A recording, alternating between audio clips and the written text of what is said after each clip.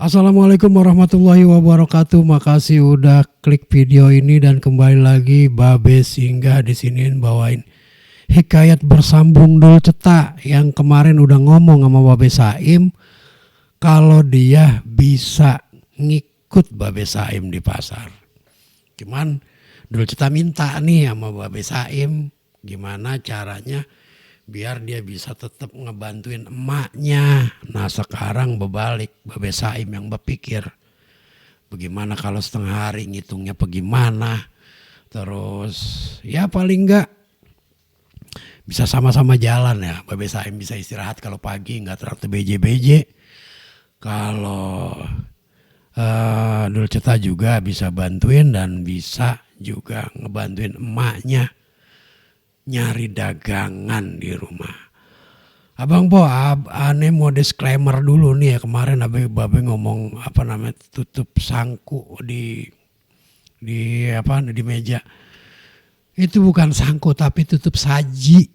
Kalau yang ada di meja buat nutupin nasi atau makanan yang ada di meja namanya tutup saji. Tutup saji itu dibikin dari rotan, kadang dari bambu. Kayak ngurung ayam gitu kali ya, tapi ini yang dikurung makanan biar kagak disamber si meong atau tikus atau binatang lain ditaruh semeja. Nah sekarang tutup saji itu ada juga yang dari plastik ya. Begitu sesuai dengan perkembangan zaman. Babe juga mau kasih tahu dulu tuh ada kendi, ada gentong. Kalau gentong itu buat naruh air yang buat dimasak. Nah kemarian tuh air diganti pakai ember gede ya, didupin juga. Jadi kalau buat masak airnya dinebin di situ dulu.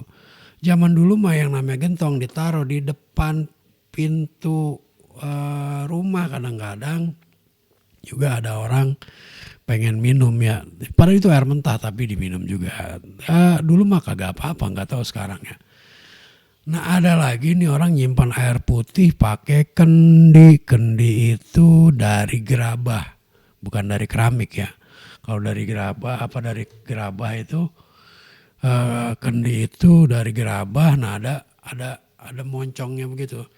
Itu kayak kalau air udah didiemin di situ berapa hari, diminum dinginnya berasa banget ya.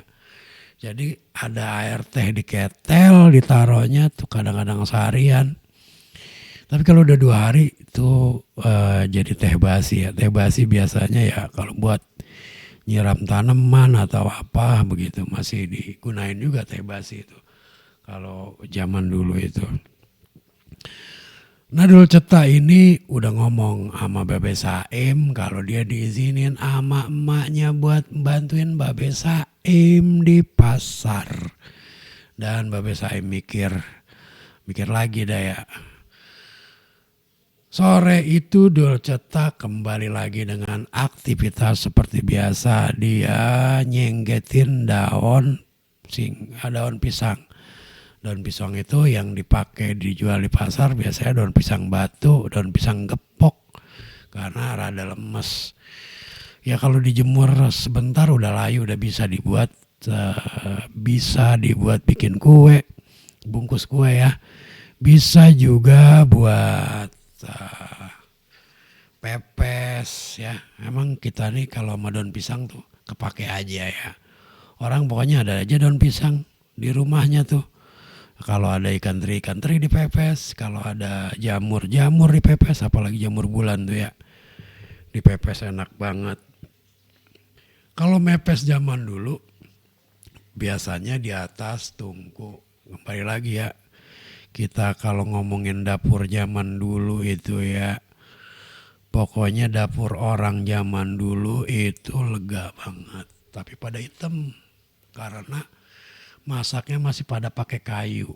Nah kayunya juga boleh membelah ya. Ada kayu yang pokoknya ada kayu yang dari kayu-kayu kagak kepake. Kadang juga ada kayu-kayu yang ranting-ranting pohon dibelah, ada begitu ya. Pokoknya ada aja tuh yang jual kayu, kadang juga nyari kayu ya. Di kebun di mana gitu kalau orang. Pokoknya bahan bakar kayu. Itu dapur ya, namanya dapur orang zaman dulu itu dari papan, kadang dari bilik bambu ya, bilik bambu. Oh itu baling-baling bambu. Tukang bambu itu biasanya jualannya keliling. Nah, tukang bambu itu kalau keliling udah kayak apa ya? Udah kayak kurung batang itu mana? Jadi bambunya itu ditekuk setengah lingkaran, orangnya jualan, yang jualan di tengah. Itu keliling. Kalau dipanggil bambu susah banget muternya. Udah kayak keranda muter gitu ya, bong gitu. Orangnya di dalam lah jualan, digendol begini nih. Itu tukang bambu zaman dulu. Itu bambu ya dipakai buat apa aja. Buat pagar bisa. Maksudnya pagar itu dinding rumah ya. Bisa juga dibuat apa namanya langit-langit rumah. Nah biasanya kagak dicat tapi dikapur, kapur putih. Itu kalau lebaran habis orang pada ngapur itu apa namanya dinding ya. Kalau disenderin nempel di baju tuh apa namanya tuh apa kapur. Begitu kalau zaman dulu tuh apa namanya adem banget gitu ya. Cuman kalau sekarang ini kan yang namanya bilik bambu itu udah bukan dicat lagi tapi dipelitur. Anyamannya udah cakep. Kelihatannya sih apa namanya saung-saung yang udah pakai bambu itu masih kepake juga di restoran buat restoran buat rumah kayaknya udah jarang yang pakai bambu ya. Mungkin ada pila-pila yang bangunan-bangunan kayak gitu tuh masih juga pakai bambu, bilik bambu. Nah, kita terusin di si Dul Ceta. Dul Ceta ini udah ngomong sama Bebe Saim, emaknya juga udah ngomong lah tuh boleh. Nah, si Dul Ceta sambil ngareretin tahu nggak bang? Ngareretin itu daun pisang masih habis dipetik.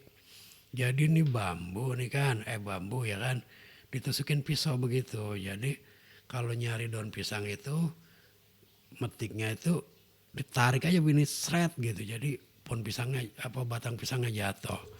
Dikumpulin yang cakep-cakep itu. Nah biasanya si Dul Ceta kadang-kadang di kebon dia reretin jadi misahin antara batang sama daun pakai pisau gini seret, taruh dah tuh seret. Nah batang pisang ini bukan pelepah lah ya kalau batang kan batangnya. Ini pelepah daun pisang ini anak kecil demen banget nih. Kadang-kadang dia bikin kuda-kudaan ya, bikin kuda-kudaan dipatahin ujungnya begitu. Atau disayat dikit gitu kalau itu kelepak bunyi gitu dikiniin lagi buat bunyi-bunyian lah. Begitu zaman masih kecil tuh ada mainan yang kayak begitu ya. Nah dibawa dah tuh udah rapi digulung masih gulungan gede dah tuh ya, masih gulungan gede sampai rumah dialapin. Biasanya ditanding-tandingin itu daun pisang itu. Sambil nandingin daun pisang, nandingin. Kalau sekarang mah nandingin pertandingan ya, enggak ini nandingin tuh dipisah-pisahin jadinya. Daun pisangnya tuh dipisah-pisahin, disegelompok-gelompokin gitu lah ya. Nah dijual satuannya seperti itu. Mak, kata Dul Ceta, mamanya laporan dah kalau dia udah ketemu sama Babe Saim. Mak, ayo dong ngomong sama Babe Saim. Kalau bisa sih saya kerja di pasar jangan sampai seharian, setengah hari aja gitu biar bisa membantuin emak nih. Begini kalau sore. Nah Babe Saim masih mau mikir bagaimana teknisnya, bagaimana ngatur waktunya. Ya kira-kira bisa nggak begitu kata Dul Ceta. Ya udah tong yang mana baiknya aja sih. Ya sebetulnya ini sih peluang juga lu bisa belajar dagang di sono. Terus gimana situasi pasar juga lu bisa tahu apa sih yang sebenarnya di pasar itu kayak gimana sih. Orang katanya ya ada yang bilang pasar itu tempat apa ya, tempat kotor lah, banyak begini, banyak tipuan, banyak ini. Begitu, nah makanya kalau lu nggak ngerasain sendiri, lu masih nebak-nebak, boleh juga sih lu belajar di sono. Begitu kata emaknya.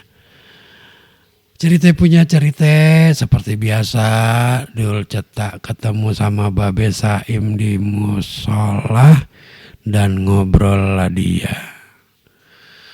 Dul, udah gue pikirin teknisnya kayak gimana lo kerja sama gue, gimana kita bagi waktunya, dan gue juga nggak mau ngehalangin kegiatan lo yang sekarang. Sebenarnya sih bisa aja gue pakai orang lain, cuman ya gimana ya dulu ya, gue udah kadang ngomong sama lo juga, gue juga respect sama lo. Betawi kalau respect apa ya, dah bahasa Betawi kalau respect ya demen dah gue sama lo, kelakuan lo benar. Terus ya kalau namanya gue tinggalin toko kan kudu ketemu orang yang jujur dul. Nah kalau lo mah emang baba lu gue kenal, malu gue kenal, dan pendidikan lo gue tahu mah, gue percaya banget sama lo. Nah boleh dah mulai besok lu siapin diri lu buat sama-sama ke pasar, bagaimana teknisnya ya. Begitu kata Babe Saim ini. Akhirnya Sidul bisa diterima dengan persyaratan-persyaratan, bukan persyaratan ya, dengan kondisi-kondisi apa namanya kalau zaman, kalau persyaratan kuis gitu ya, persyaratan, pokoknya persyaratan gitu. Ya begitulah jadi sidul term and condition, kalau pakai term condition, bener banget bener banget kali kayak gitu ya. Nah sidul nih udah mulai dah tuh. Besok paginya dia berangkat sama Babe Saim. Ya. Klotak tuh sepeda di engkol menuju pasar. Kalau si emaknya Sidul mah naik delman ya ke pasar ya. Tapi kalau Babe Saim bawa sepeda. Nah Sidul juga punya sepeda jengki mah, warisan bapaknya ya, ke pasar dah tuh. Dikasih tunjuk lah tempat-tempat nih Dul, nih toko gua yang luasnya lumayan lah, 5 kali 10 meter ke belakang, raknya, terus penempatnya, nah gimana nguncinya, gimana itunya, sedikit banyak sih dulu udah dikasih tahu barang-barang yang sering dibeli sama orang. Begini Dul, nih harga dasar segini, lu jual antara segini sama segini, lu tawarin aja dulu, lebihin, biasanya si orang nawar juga kagak jauh-jauh dari situ. Jadi begitu diajarin sama Babe Saim, Sidul berdagang. Abang po encang-encing nyababe di mana aja berada. Babe Saim ini kagak punya anak. Dia udah nikah 2 kali. Ini yang kedua kalinya, dan dia di istri mudanya juga, sama istri yang mudanya juga ini dia kagak punya anak. Dan Babe Saim juga kelihatannya udah ngurangin kegiatan dunianya semenjak Sidul udah mulai pinter. Paling dia ke toko udah nyorein, dia ke toko ya biasanya kalau pasar itu ramenya antara jam 10 sampai jam 3 begitu. Jam 10 sampai jam 3 orang beli kelontongan, sama pagi-pagi dah tuh. Orang pada ngeliat gitu apa yang mau dibeli. Pertama sih si Dul Ceta ini didampingin terus sama Babe Saim. Sampai Babe Saim percaya kalau si Dul Ceta ini bisa ngejalanin itu di toko. Sampai jam 10, jam 3, sampai terakhirnya si Dul benar-benar dipercaya ngejalanin ini toko. Tapi si Dul banyak dapat pelajaran ketika dia hidup di pasar. Apa aja pelajaran yang dia dapat di pasar? kita bawain di kisah Dul cetak video besok. Babe undur diri, yang belum subscribe jangan lupa dong subscribe ya. Kita ketemu di lanjutan ceritanya Dul cetak ini. Seorang supi Betawi. Babe undur diri. Wabillahi taufik wal hidayah. Wassalamualaikum warahmatullahi wabarakatuh.